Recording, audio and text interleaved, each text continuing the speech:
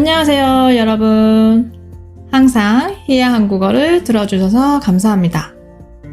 히야 한국어는 모든 에피소드의 스크립트를 제공하고 있습니다. 일요일에는 줌 미팅도 하고 있습니다. 관심 있으시면 제 페이트리온을 확인해 주세요. patreon.com hiyakorean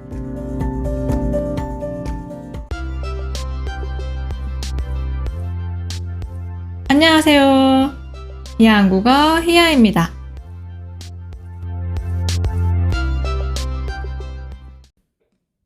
안녕하세요, 여러분. 잘 지내셨어요? 오늘은 여러분들이 좋아하는 주제를 가지고 왔습니다. 오늘의 주제는 콩글리시입니다. 여러분이 한국어 공부를 하면서 느끼셨겠지만 한국 사람들은 영어 단어를 많이 써요. 근데 문제는 이 영어 단어가 한국에 들어오면서 그 의미가 조금 달라지기도 하고 심지어 영어에는 존재하지 않는 새로운 단어나 표현을 만들어 쓰기도 해요. 그래서 영어는 영어인데 이게 무슨 의미이지? 할 때가 있어요. 보통 한국어를 배우시는 학습자들의 얘기를 들어보면 보통 초급 학습자분들은 콩글리시 너무 재밌어요. 콩글리시 덕분에 한국어가 좀 쉬운 것 같아요. 라고 얘기를 하는데 이 콩글리시를 조금 더 알게 되면 이게 뭐예요? 오히려 콩글리시 때문에 더 헷갈린다는 분들도 많으세요. 여러분은 이 콩글리시 어떻게 생각하세요? 오늘은 좀 쉬운 콩글리시, 그리고 조금 어려운 콩글리시, 수준별로, 레벨별로 몇 가지 표현을 준비해 봤습니다. 오늘 팟캐스트를 들으면서 여러분의 콩글리시 실력을 한번 확인해 보시고 또 모르는 단어나 표현이 있으면 잘 배워보세요. 레벨 1 콩글리시입니다. 이 레벨 1의 콩글리시는 여러분들이 영어 단어를 알면 어느 정도 추측할 수 있는 단어들이에요. 첫 번째 단어는 서비스입니다. 식당에서 음료는 서비스예요 라고 하면 이때 서비스는 무슨 의미일까요? 이때 서비스는 무료라는 의미예요. 예전에는 피자나 치킨을 시키면 콜라가 서비스로 같이 왔는데 요즘에는 사실 그런 서비스는 이제 없어진 것 같아요.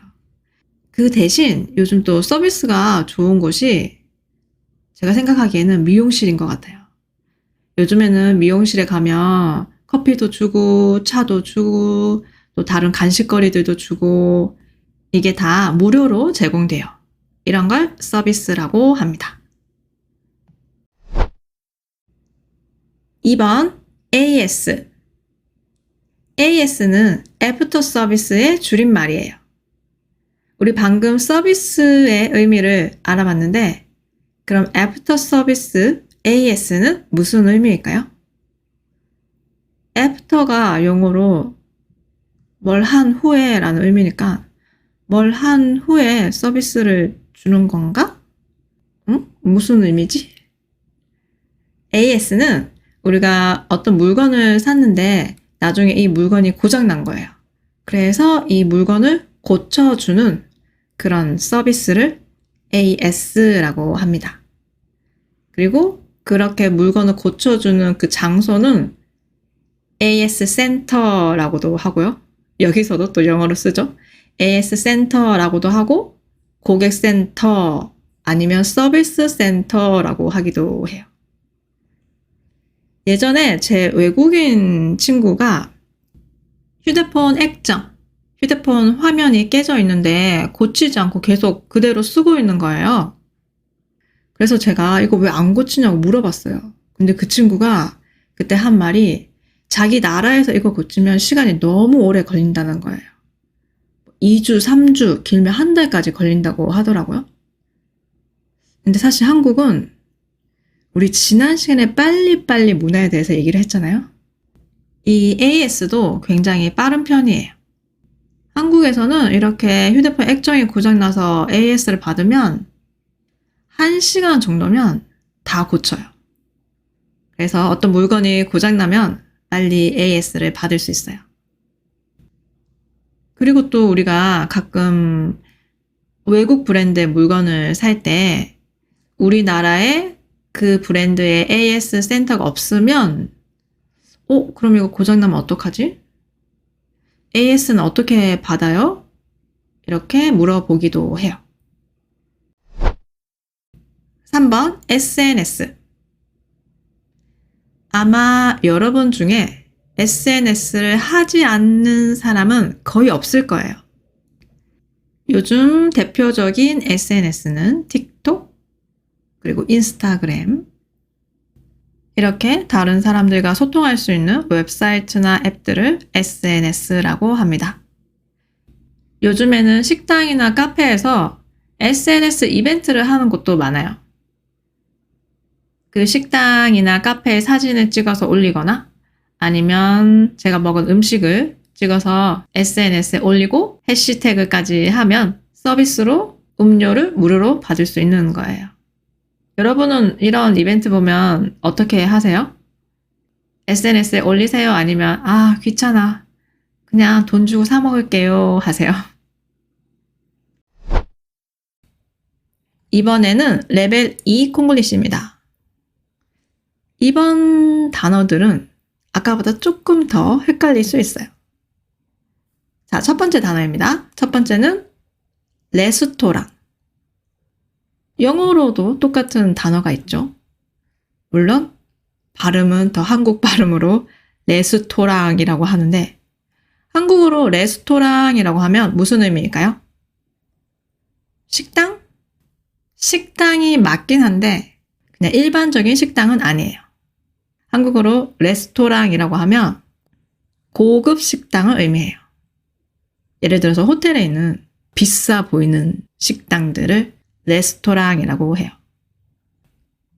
레스토랑이라는 단어를 들었을 때 떠오르는 이미지는 식당에 들어가면 와이셔츠를 입고 정장 차림의 식당 직원들이 안내를 하고 그리고 손님들이 스테이크를 먹고 와인을 마시고 그리고 그 식당의 인테리어도 되게 고급스러워요.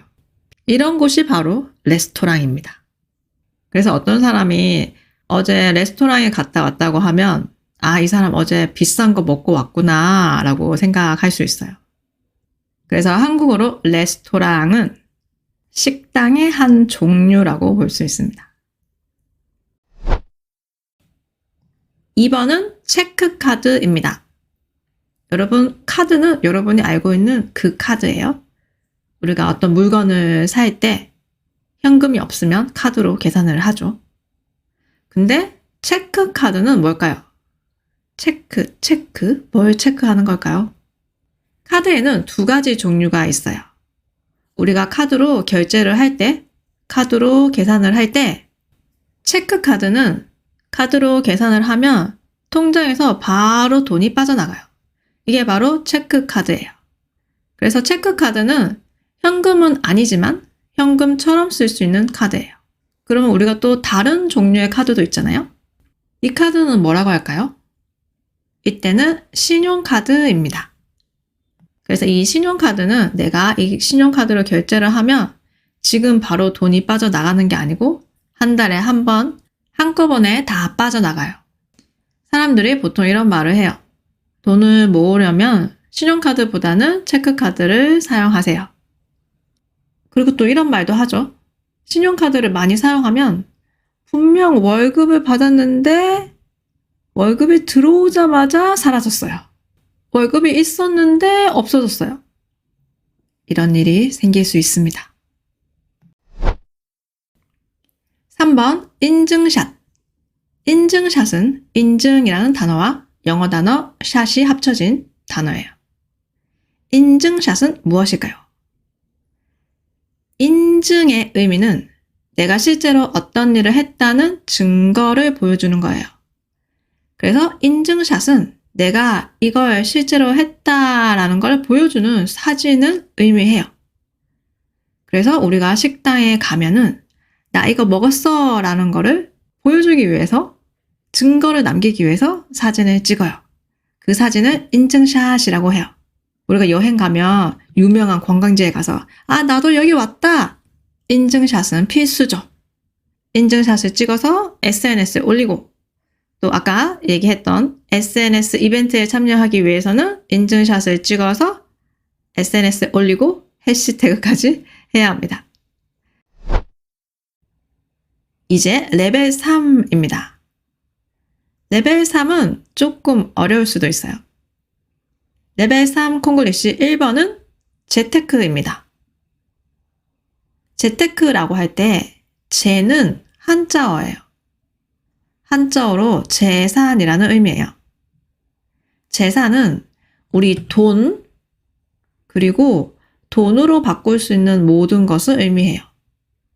예를 들어서 우리가 가지고 있는 차, 나중에 돈이 필요하면 이거를 차를 팔고 돈으로 바꿀 수 있죠. 그리고 집도 나중에 집을 팔면 돈으로 바꿀 수 있죠.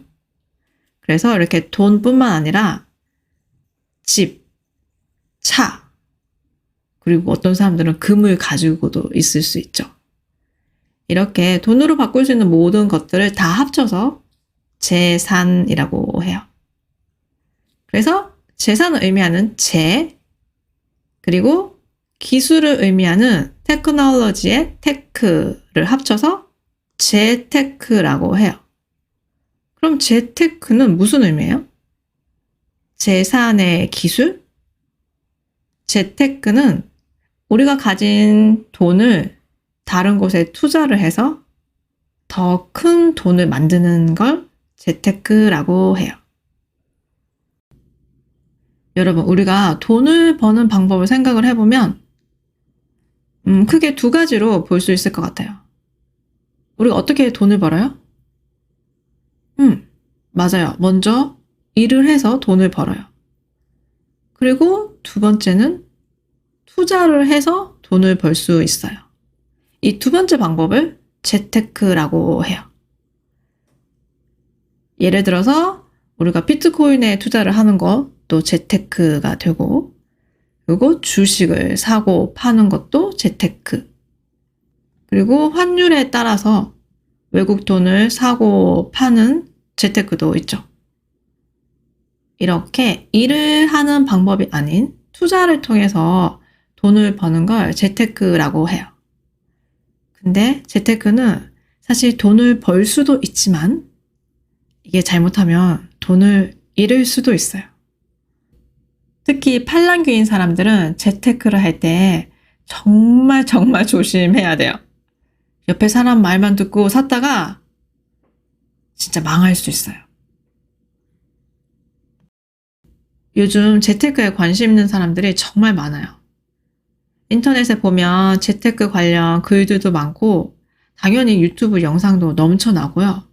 어떻게 재테크를 시작해야 하는지, 어떤 재테크가 좋은지 이런 영상들이 정말 많고요. 그리고 서점에 가면 경제 베스트셀러들은 다 재테크 관련 책들이에요. 혹시 여러분도 재테크 하고 있으세요? 여러분은 어떤 재테크에 관심 있으세요? 두 번째 표현은 케바케입니다. 여러분 케바케 들어보셨어요? 케바케가 무슨 의미인지 먼저 예문을 듣고 그 의미를 추측해 보세요. 지금 제가 친구랑 회사 생활에 대해 얘기를 하고 있는데 제가 친구한테 이렇게 물었어요. 요즘도 매일 야근해? 친구가 이렇게 대답합니다. 아니, 요즘은 케바케야. 바쁠 때는 야근하고 안 바쁘면 칼퇴근하고. 자, 여기서 케바케는 무슨 의미일까요? 네, 케바케는 상황마다 다르다라는 의미가 있어요. 그래서 영어의 case by case라는 표현을 줄여서 케바케라고 합니다. 우리 요즘 MBTI 얘기를 많이 하는데 보통 MBTI에서 I가 나오면 내향적인 사람이고 E가 나오면 외향적인 사람이라고 해요. 근데 우리가 가끔은 상황에 따라 다를 때도 있잖아요. 저 같은 경우는 MBTI 결과가 I로 나왔어요. 그 결과로는 내향적인 사람이라고 나왔는데 실제로는 진짜 케바케예요. 저는 주변 사람에 따라서 조금 달라지는 것 같은데, 주변 사람들이 다 내향적이면 저도 좀 조용하게 내향적으로 변하는 것 같고, 또 주변 사람들이 굉장히 활발하고 외향적인 사람이라면 저도 외향적으로 변하기도 해요. 이렇게 누군가가 저한테 내향적이에요? 외향적이에요? 라고 물어본다면 저는 케바케예요 라고 얘기를 할 수 있어요. 저는 한국어를 가르치면서 많이 받는 질문 중에 하나가 한국어를 잘하려면 어떻게 공부를 해야 돼요? 이런 질문을 많이 받아요. 근데 이 질문에 답을 할 때 한 가지만 딱 집어서 이렇게 하세요 라고 말할 수는 없어요. 왜냐면 이건 완전 케바케거든요. 어떤 방법이 더 효과적이고 어떤 방법이 자기한테 더 맞는지는 정말 사람마다 달라요. 어떤 사람들은 영상을 보면서 공부를 하는 걸 선호할 수도 있고, 또 어떤 사람들은 책을 읽으면서 언어를 공부하는 걸 좋아할 수도 있어요.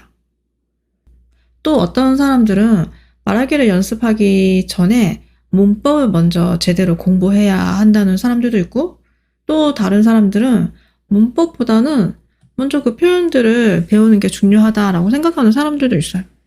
이렇게 사람마다 다 생각이 다르고 자기가 선호하는 방법, 또 자기한테 효과적인 방법이 너무너무 달라요. 여러분은 어떤 질문에 그건 케바케예요 라고 대답할 것 같아요? 마지막 표현은 폼 미쳤다입니다. 폼 미쳤다 이 표현은 최근 들어 정말 많이 사용하는 표현이에요. 여기서 폼이 영어 단어에서 온 거고, 영어 단어로는 실제로 F 발음이죠. FORM 이 단어에 미쳤다가 붙은 거예요. 미쳤다는 한국어죠. 미쳤다, 진짜 미쳤어. 그럼 폼 미쳤다는 무슨 의미일까요? 폼 미쳤다도 먼저 예문을 들어보고 이 의미를 추측해 보세요. 요즘 한국은 날씨가 따뜻해지고 벚꽃이 피기 시작했어요. 벚꽃이 피면 너무 예쁘잖아요? 와, 벚꽃 폼 미쳤다. 여기서 폼 미쳤다는 무슨 의미일까요? 이번에 제가 또 다른 예문을 하나 더 줄게요. 여러분이 좋아하는 가수가 이번에 새 앨범을 냈는데 노래가 너무 좋은 거예요. 와, 이번 노래 폼 미쳤다. 여기서 폼 미쳤다는 무슨 의미일까요? 와, 벚꽃 폼 미쳤다. 이번 노래 폼 미쳤다. 폼 미쳤다는 한마디로 대박이라는 의미예요. 대박? 대박은 너무 멋있다. 너무 대단하다. 와, 장난 아니다. 진짜 좋다. 이런 의미를 가지고 있습니다. 그래서 벚꽃 폼 미쳤다는 벚꽃 진짜 예쁘다. 이번 노래 폼 미쳤다. 와, 이번 노래 진짜 좋다. 이런 의미로 쓸 수 있어요. 폼 미쳤다는 어떤 상황에서도 다 쓸 수 있어요. 어떤 음식이 맛있을 때도 와, 이 음식 진짜 폼 미쳤다. 어떤 드라마가 너무너무너무 재밌을 때도 이 드라마 폼 미쳤다. 그리고 어떤 스포츠 경기를 보는데 어떤 선수가 너무 잘하는 거예요. 그러면 와, 저 선수 폼 미쳤다. 다양한 상황에서 쓸 수 있습니다. 혹시 여러분 한국 친구가 있으면 나중에 그 친구하고 문자를 하거나 얘기를 할 때 폼 미쳤다를 한번 써보세요. 그럼 아마도 그 친구들이 여러분한테 이렇게 얘기할 거예요. 너 한국어 실력 폼 미쳤다.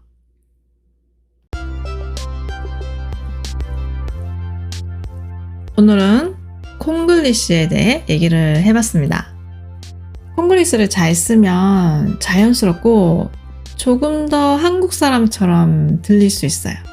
그래서 오늘 배운 표현들 잘 복습해서 여러분도 한번 꼭 써보세요. 오늘 에피소드가 좋았다면 좋아요, 구독, 팔로우 꼭 해주시고요. 스크립트가 필요하시면 아래 링크도 확인해 보세요. 오늘도 들어주셔서 감사합니다. 다음에 또 봐요. 안녕.